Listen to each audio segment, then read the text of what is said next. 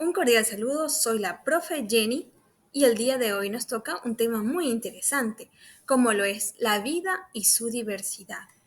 ¿Sabían ustedes que los seres vivos se dividen en 5 reinos? Los cuales son animal, vegetal, fungi, protista o también protoctista y monera. ¿Y ustedes sabían qué tienen en común los mohos, las levaduras y las setas? ¿Lo sabe? Pues todos ellos pertenecen a un reino muy interesante, que se lo conoce como reino fungi. ¿También sabían ustedes que los protistas son los eucariotas más antiguos y su reino contiene algunos de los organismos eucariotas más simples? De hecho, estos evolucionaron para convertirse en los otros tipos de eucariotas que conocemos en la actualidad, incluidos los hongos. Muy interesante. Vamos a seguir con la clase. ¿Qué es el reino fungi? También se lo conoce como hongos. Se los diferencia del resto de los reinos en que sus células poseen paredes celulares compuestas por una sustancia llamada quitina, lo que los diferencia de cualquier otro tipo de célula. En este reino se incluyen las levaduras, los hongos y algunos de ellos dan lugares a setas o a callampas. ¿Cómo se clasifica actualmente a los hongos? ¿Cuál es la diferencia con los otros grupos? Pues se clasifican en los siguientes. Enchitridiomicotas, los cuales son los más primitivos. Los zigomicotas, los cuales se los conoce comúnmente como el moho de pan o de la fruta. Los glomeromicotas, que se los clasifica obligatoriamente para representar una relación de simbiosis con las plantas terrestres. También existen los basidiomicotas. ¿Cuál es la diferencia? Que posee un sombrero, conocido habitualmente como setas, a este tipo de hongos. Algunos de ellos son comestibles, pero algunos de ellos que tienen colores muy particulares son venenosos y hay que tener mucho cuidado. Los ascomicotas son un grupo muy amplio y variado de hongos que incluyen también las levaduras, que son de gran importancia, más que todo para la producción de alimentos y también para la producción de pan o la cerveza, incluso la fabricación de algunos quesos que tanto nos gusta comer. Existe un género de hongos muy interesante aquí, que en algunas ocasiones se lo han incluido en esta clasificación, pero no está de todo clara. Se lo conoce como penicillium, el cual crece habitualmente en la fruta y en el suelo. ¿Qué hacen los hongos? Los hongos transforman los compuestos orgánicos en compuestos inorgánicos que son tan aprovechados por las plantas. Esta capacidad de descomposición de los hongos es importante para el mantenimiento de la vida de los ecosistemas. Entonces le debemos un gran aplauso a los hongos por esta particularidad. ¿Cómo se los clasifica? De acuerdo a su nutrición. Se los clasifica en saprobiontes, parásitos y simbiontes. ¿Y cuál es la diferencia? En el primero, obtienen su alimento de la materia muerta, ¿sí? En el segundo, se alimentan de un huésped vivo. Y en el tercero, consiguen sus alimentos de otros organismos, con los cuales establecen relaciones que se benefician ambos. Vamos ahora a tratar el reino protista. ¿Y ustedes sabían que este término significa criatura primitiva? Y describe a quiénes, a los organismos unicelulares eucariotas, que aparecen con diferentes características, lo que complica su clasificación.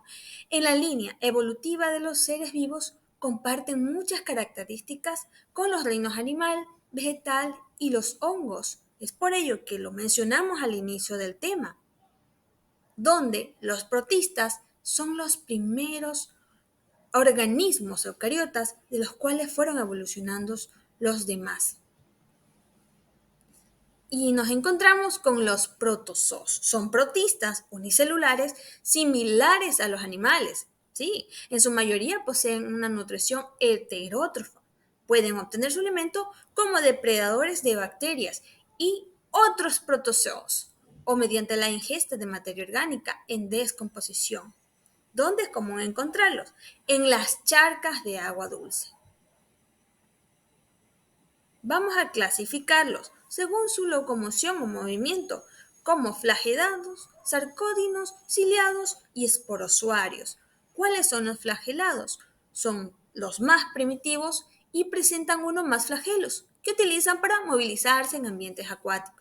Los sarcordinos se caracterizan por ser pseudópodos, que son prolongaciones en la membrana que utilizan para movilizarse y atrapar sus presas.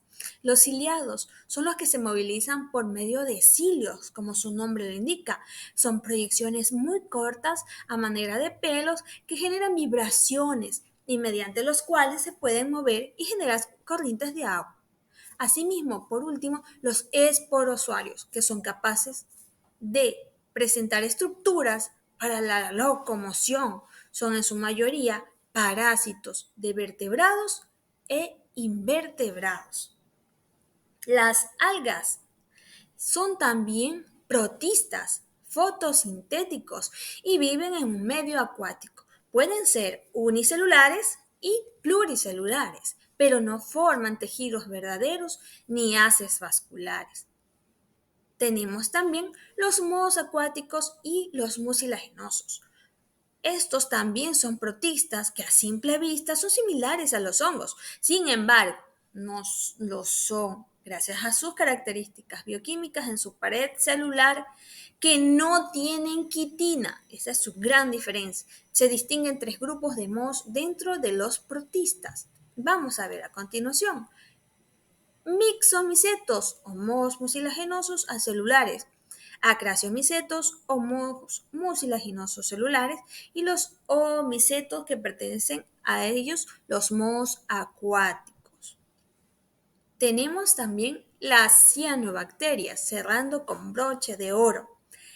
Estas también se las conoce como oxifotobacterias. Son un filo de organismos procariotas, son autótrofos y unicelulares, capaces de realizar la fotosíntesis oxigénica. Pertenecen al grupo de las bacterias gram negativas y su nombre puede traducirse como bacterias azules.